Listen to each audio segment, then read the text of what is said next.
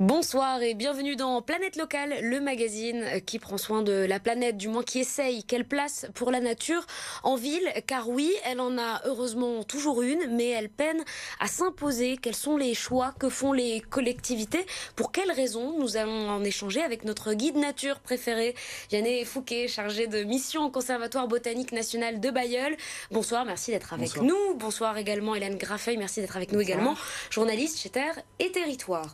Quelques chiffres, comme d'habitude, pour une petite mise en contexte. 80% de la population vit en ville, plus de 22% du territoire français est urbanisé, et en ville, le taux de couverture des espaces verts n'est que de 34%. La nature en ville, donc, Vianney Fouquet, ce n'est pas une évidence. Non, il y a quelque chose d'assez contre-intuitif là-dedans, et pourtant, cette nature, elle est là. C'est juste qu'elle a quitté un peu l'espace de notre concernement. Et c'est bien le problème de la société actuellement, c'est que depuis presque 200 ans et Darwin, on sait qu'on a une ascendance commune avec tous les êtres vivants, mais cette ascendance, malheureusement, on ne l'éprouve pas. Et pour ça, il faut apprendre à poser son regard, il faut prendre le temps de poser son regard, parce que la beauté de la nature en ville se cache aussi dans le temps. Je crois que l'on passe à poser son regard sur ce qui nous entoure. Parce que pour beaucoup, la nature en ville, ce sont les parcs, les jardins, mais en fait, ce n'est vraiment pas que ça.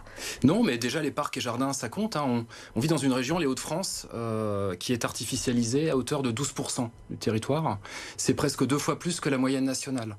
Donc l'idée d'inviter la nature dans nos villes, dans nos villages, ça fait sens dans notre région, à condition, évidemment, de privilégier peut-être un peu le laisser-aller et d'arrêter d'avoir la main mise à une gestion très interventionniste. Alors comment on privilégie se laisser aller?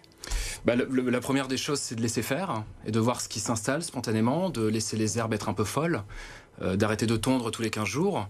On pourrait avoir des orchidées qui s'installent et qui n'attendent que ça, qu'on arrête de tondre, hein, l'Ophrys abeille pour ne citer qu'elle.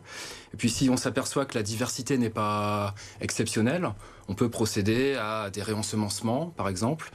Et c'est là qu'il faut faire attention et privilégier des espèces qui sont sauvages, et non pas horticole et local, indigène. Mettre en avant le sauvage, je me permets, c'est aussi une question de changer de regard, parce que même dans la terminologie, on parle de mauvaises herbes, pourtant oui. Ces herbes ne sont pas mauvaises. Oui, non, c'est tout l'inverse. Il y a une espèce qui cristallise toute cette haine envers les mauvaises herbes, c'est le pissenlit, qui est l'une des plantes les plus détestées des habitants de la région, hein, selon une enquête qui a été réalisée très sérieusement par l'Observatoire de la biodiversité de Hauts-de-France. Et ce qui est fou avec le pissenlit, c'est que c'est aussi la plante la plus riche en nectar et en pollen de la région. Donc la solution, on l'a, de tolérer la présence du pissenlit, mais malgré tout, c'est un sujet de crispation. Et par exemple, il y a beaucoup de villes qui font des efforts sur les villages fleuris, enfin les villes fleuries, il y a des géraniums, il y a des plantes en pot. Ça, c'est pas suffisant. Ouais. Ce sera jamais suffisant, mais il y a un mieux qui est réalisé. Et le Conservatoire botanique national de Bailleul a justement intégré le jury de villes et villages fleuris, parce qu'il y a une prise en compte de plus en plus importante de cette dimension écologique. Donc on veille à ce que le sauvage ait un peu plus sa place en ville. Et l'idée, j'imagine aussi, c'est de conseiller dans le choix même des fleurs qu'on plante, pour pas qu'il y ait les mêmes partout. Oui. Pour qu'on s'adapte. Ça, c'est une bonne remarque, parce que les mélanges de graines pour faire des parcelles fleuries qu'on trouve dans toutes les grandes jardineries sont les mêmes que l'on soit à Lille, Strasbourg, Brest ou Marseille. Donc en installant ces mélanges dans toutes les villes, on banalise nos territoires, on aseptise nos territoires, et on est là pour conseiller effectivement les particuliers comme les collectivités publiques. Et justement, il y a Végétal Local qui existe pour ça. Ouais. Alors ça, c'est une marque qui est pilotée entre autres par la Fédération des conservatoires botaniques nationaux. Il y a un site internet qui est très très bien fait, sur lequel vous pouvez avoir accès aux producteurs et d'arbres, d'arbustes et de semences herbacées. Et quand vous avez la marque Végétal Local, vous avez la garantie que vous êtes sur des essences sauvages et locales. Donc on peut y aller les yeux fermés. Dans un dossier justement de Terre et Territoire, vous vous étiez intéressé à l'exemple d'Arras. Vous aviez mis en avant par exemple cette herbe qui pousse entre les pavés. Pourquoi elle a son importance ? Parce que c'est une nouveauté dans l'approche qu'on a du... En fait, toutes les espèces, on parle souvent de rôle à jouer dans les écosystèmes, mais en tant qu'Homo sapiens sapiens, l'homme qui sait doublement, on peut tolérer la présence des espèces pour ce qu'elles sont. Et ne serait-ce que d'avoir un peu de verdure en ville, et on en parlait avec Hélène en coulisses, ça fait du bien aussi pour la santé mentale, le bien-être en ville en ressort grandi. Les bienfaits sont vraiment globaux. À l'échelle de la biodiversité, du monde animal et végétal, mais aussi à l'échelle de la santé humaine, la santé mentale. Et est-ce que nous, en tant que particuliers, on peut agir dans nos jardins, sur nos façades? Enfin, qu'est-ce qu'on peut faire pour aider cette ville, en effet, d'agir? Sur les façades, il y a un exemple qui revient aussi très souvent, c'est celui du lierre, en fait, qui est une plante aussi qui est détestée, mais qui est une merveille de l'écologie. Un mur recouvert de lierre, c'est un argument qu'on reprend en masse au conservatoire, est plus chaud de 4 degrés en hiver qu'un mur qui prend le froid, le gel, les intempéries. Et en été, c'est l'inverse. Ce mur recouvert de lierre sera plus frais de 10 à 15 degrés. Donc à une époque où la consommation d'énergie devient aussi un sujet de crispation, et pour la quantité des énergies disponibles et pour le coût, trouver des isolants naturels peut être... Le lierre fait le boulot. Et il y a aussi un autre exemple de commune dans la région qui a été distinguée, qui est notamment Grande-Synthe. Elle a été la première à recevoir le label Capitale française de la biodiversité. Lille l'a eu en 2021. Pourquoi ces communes ont été récompensées? Parce qu'il y a eu une volonté politique à l'époque de personnes qui étaient sensibles à la beauté du vivant ou à l'indispensable préservation du vivant. Ça part de là, une volonté politique. Et il y a de bonnes initiatives aussi comme qu'on voit naître en ville, comme ces fermes urbaines. Quels sont leurs intérêts? Dans les fermes urbaines, en fait, la nature en ville a aussi un rôle de lien social. Dans un parc, dans une ferme urbaine, on se rencontre et on discute, on papote. Et la transition écologique doit impérativement inclure la question sociale, sinon elle se suicide en quelque sorte. Donc ces fermes urbaines et ces parcs ont ce rôle-là aussi de lien social. Ouais.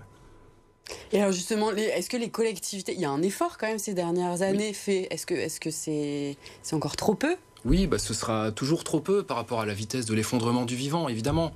Mais ce sont des efforts qui sont à souligner et sur lesquels s'appuyer pour toujours faire un peu plus, quoi. Il n'est jamais trop tard pour agir. Oui. Voilà. Il est trop tard pour revenir sur l'effondrement qui a eu lieu, mais il n'est jamais trop tard pour essayer de redresser la barre. Oui, on peut citer par exemple la végétalisation des écoles. Oui. Ça, vous le constatez qu'il y a une tendance à ce genre de construction, de rénovation? Tout à fait, ouais. Et puis le retrait des bitumes aussi. Avec les parkings végétalisés? Dans les cours d'école, les parkings végétalisés. Et puis ça permet aussi aux enfants, aux gamins, d'avoir un accès à un minimum de plantes, de végétales, de biodiversité. La nature aussi a ce rôle pédagogique, quoi. Alors, pour ce dernier numéro, en votre présence, je me permets de vous demander un bon geste pour la planète. Quel serait celui que vous conseillerez?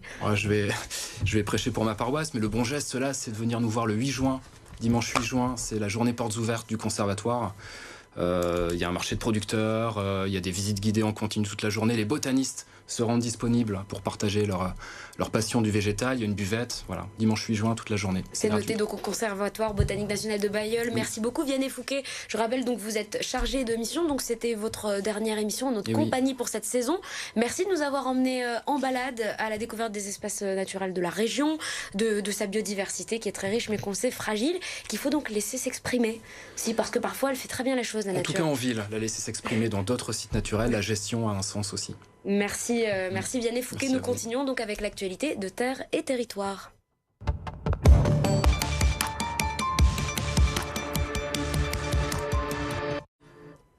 Et ce soir, Hélène Graffeuil, vous nous emmenez dans l'Avesnois. Oui, c'est ça, à Fourmies, qui vient de fêter ses 10 ans d'investissement dans REF 3. Alors, pour rappel, REF 3, ça veut dire troisième révolution industrielle. C'est une initiative qui a été lancée par la région et la Chambre de commerce et d'industrie pour promouvoir une région plus durable et plus solidaire. Donc, Fourmies a fait partie des précurseurs dans cette initiative et elle travaille depuis 10 ans pour une transition énergétique, mais aussi technologique et sociétale. Donc ça passe par des constructions comme un réseau de chaleur biomasse qui chauffe 9 bâtiments avec du bois qui provient des bocages, mais aussi une salle polyvalente qui consomme 90% d'énergie en moins qu'un bâtiment classique. Et le maire, Michael Hiro, a aussi voulu emmener les habitants dans cette aventure. Donc il a créé un tiers-lieu où les habitants peuvent se renseigner sur toutes les transitions et participer à des ateliers qui sont organisés régulièrement et gratuitement. Donc voilà, et en fait en 10 ans, alors c'est un début, c'est pas, voilà, ils continuent, mais ils ont déjà des bons résultats puisque la population a augmenté, le taux de chômage a diminué et d'après le maire, les habitants ont retrouvé une fierté de parler de leur ville et il y a encore plein de projets qui arrivent d'ici dans les prochaines années. Merci Hélène Graffeuil, donc c'est un article à retrouver sur le site terre-et-territoire.com. Merci à vous de nous avoir suivis et très belle soirée.